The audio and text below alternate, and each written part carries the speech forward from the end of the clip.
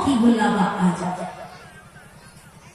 और कभी संसार से चल बसेंगे। इसीलिए हमारे संत महापुरुष कहते हैं, संसार के लोगों शुभ कर्म करने में देर मत करो। आप लोग रामायण को देखते होंगे टीवी में, जब रावण का अंत किया गया तो तुरंत भगवान श्री राम जी ने उनकी प्राणवायु को नहीं निकाला। अपने भाई लक्ष्मण से कहते हैं, लक्ष्मण रावण के पास जाओ और अंतिम क्षण में रावण से ऐसा कोई शिक्षा हासिल करो ताकि हमें राज्य चलाने में सुविधा हो।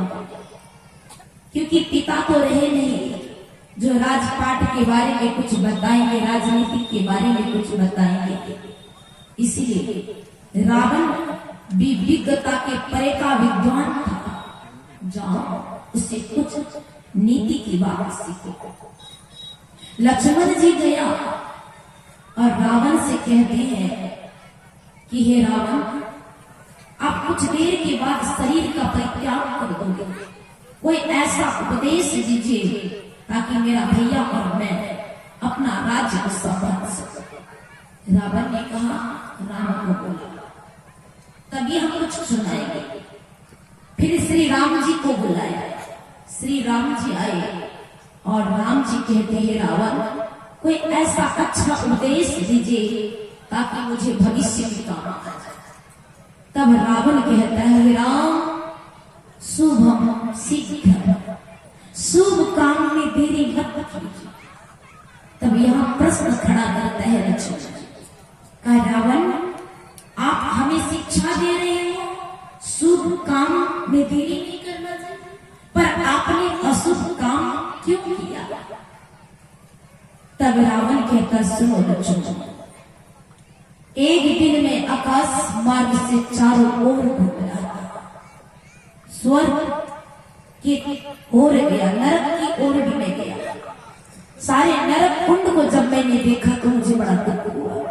मैंने उसी वक्त संकल्प ले लिया कि जितने भी नरक कुंड हैं समस्त नरक कुंड को मैं बैठा। और मेरे मन में था समुद्र की झील, समुद्र की जो जल खड़ा उसको अमृत बनाना। और लोग मरने के बाद कब स्वर्ग जाएंगे नहीं जाएंगे, इसलिए जीते जी लोग स्वर्ग जा सके उसके लिए मैं सीढ़ी बनाना चाहता था। श्री राम ने कहा, फिर आपने ऐसा क्यों नहीं किया? बोले मैं सारा निर्णय कर लिया था और सामने बैठा हुआ था कि कल सुबह होते ही शुभ कार्य को मैं कर दूंगा। और रावण कर सकते थे क्योंकि समस्त देवी देवता उनका बंदी था, कर सकते थे रावण। राम जी ने पूछा, हे रावण फिर आपने ऐसा क्यों नहीं किया?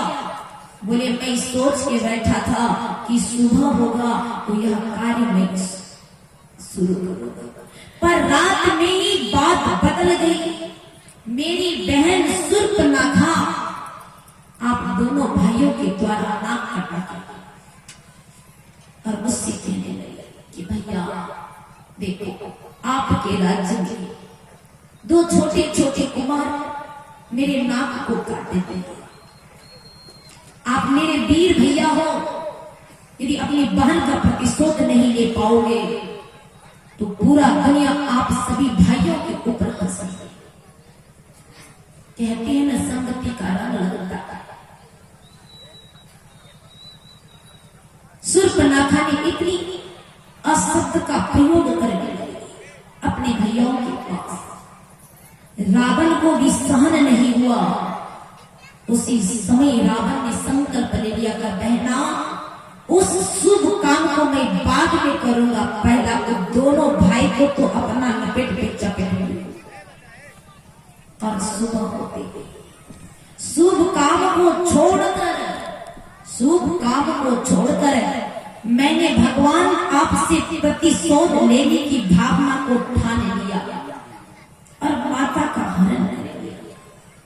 और जिनके कारण आज मैं इस घड़ी में पहुंचा हो, मेरा समस्त असुर का विनाश हो गया और आज अंत घड़ी में मेरे पास दीप जलाने वाला मेरा वंश में कोई नहीं रहा, एक रहा तो मेरा भाई विभीषण जो आपकी शरण में शरणागत। इसलिए हे राम मेरी विनती है कि शुभ काम में देरी मत कीजिएगा, नहीं तो मेरा हल जो हुआ है वो हल आपका न हो जाए।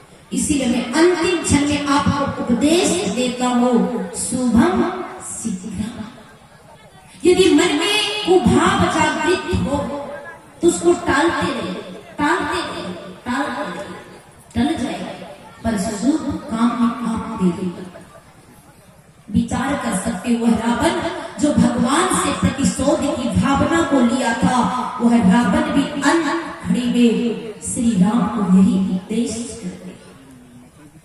पर हम बड़ी देर करते हैं, इसलिए हमारे संत महापुरुष कहते सुखी रत कर ले, नाम सुमर ले, हो जाने कल की, जगत में खबर नहीं पल की, झूठ कपट करी माया जोड़े, बात करे चल के, पाप के कोट धरे सिर ऊपर, किसी विधि होती हल। हम उनके पास जाते हैं अपने पाप की बोझ को हल्का करने के लिए, जिनके पास पाप की बोझा पहले से लगी हुई है।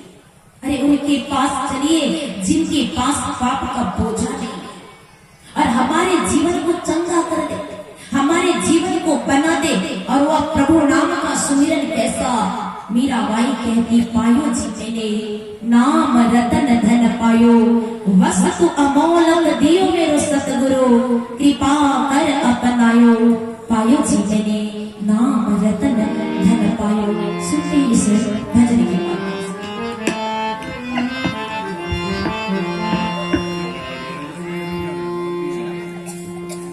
पायो जी मैंने राम रतन धन पायो, पायो जी मैंने राम रतन धन पायो, पायो जी मैंने राम रतन धन पायो।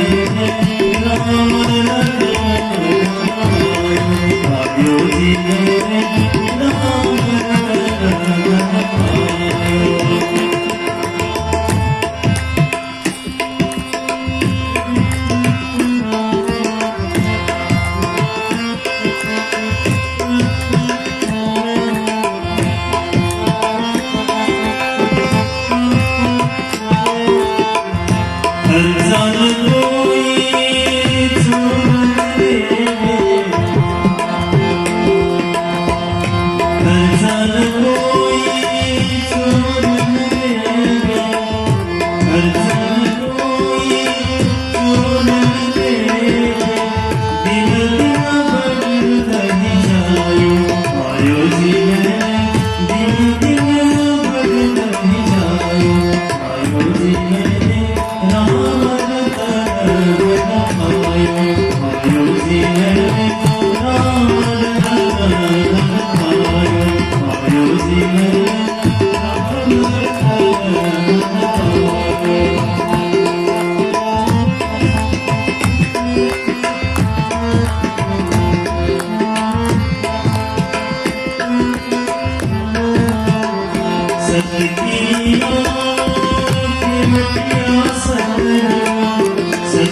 जीवा